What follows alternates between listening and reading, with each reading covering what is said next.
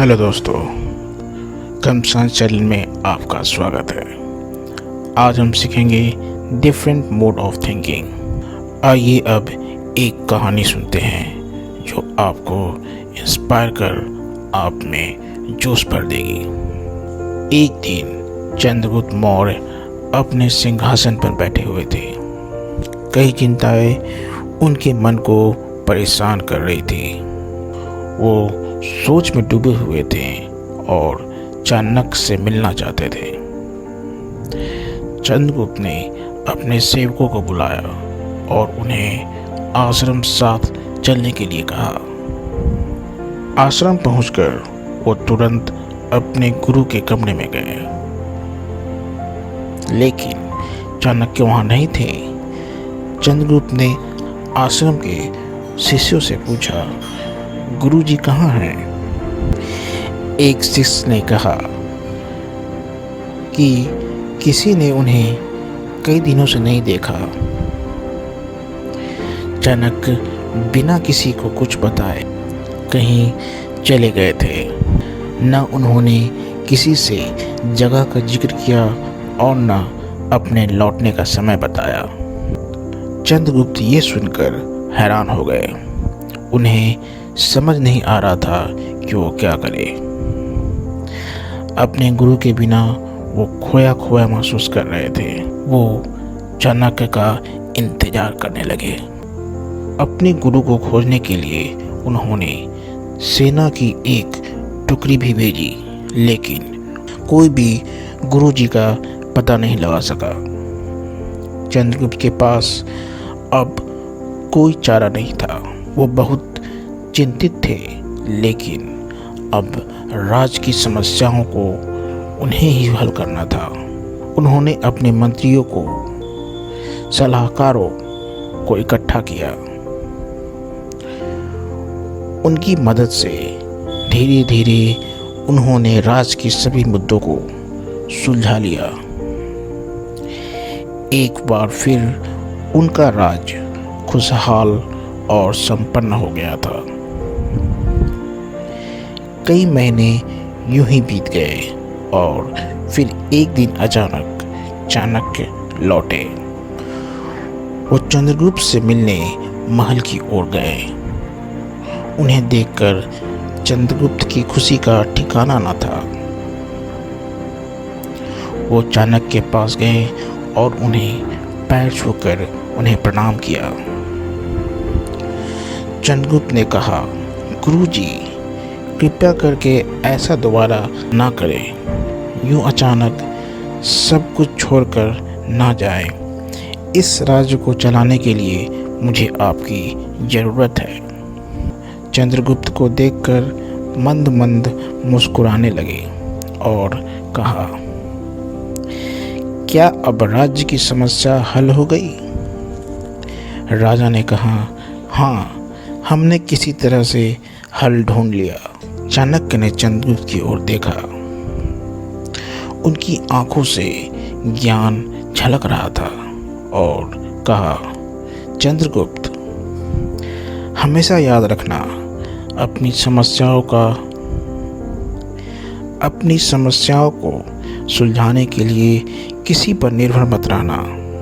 हाँ, तुम्हें सलाह की जरूरत पड़ सकती है, लेकिन अगर तुम्हारी मदद करने के लिए कोई ना हो तो अपनी पूरी हिम्मत जुटाकर कोशिश करो कि खुद फैसला करो।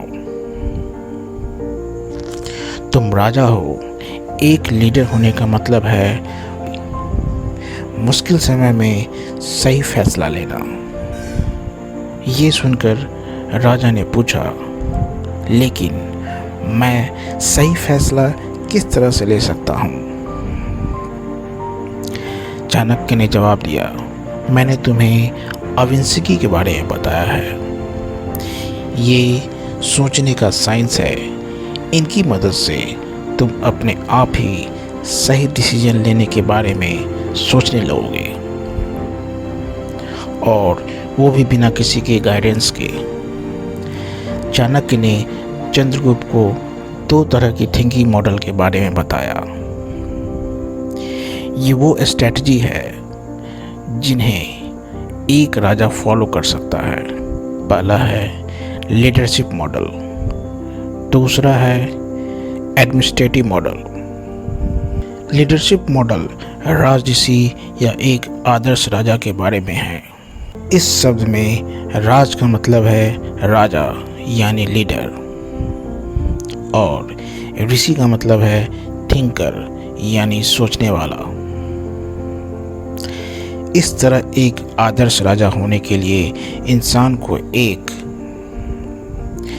फिलोसोफर और स्पिरिचुअल थिंकर होना चाहिए, जिसकी सोच में गहराई हो और जो ज्ञान से भरा हो।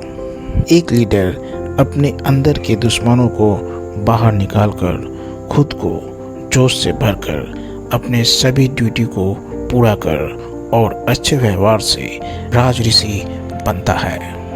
दुश्मनों के बारे में चर्चा करेंगे। ये वो नेगेटिव क्वालिटीज़ है जो हम सभी के अंदर होती है। ये है लोभ, लालच, गुस्सा, अहंकार। किसी भी चीज़ में अति करना लोभ होता है। ज़रूरत से ज़्यादा किसी चीज़ की चाहत होना लालच कहते हैं। खुद पर कंट्रोल खो देना गुस्सा होता है। अपने आप को दूसरे से ऊपर देखना अहंकार होता है। बिना सोचे समझे काम करना लापरवाही कहलाता है। एक लीडर्स के लिए अपने अंदर के दुश्मनों को हराना बेहद जरूरी है। धीरे धीरे ही सही, लेकिन उन्हें एक एक कर बाहर निकाल देना चाहिए। एक राजसी का दूसरा गुण है जोश या उमंग।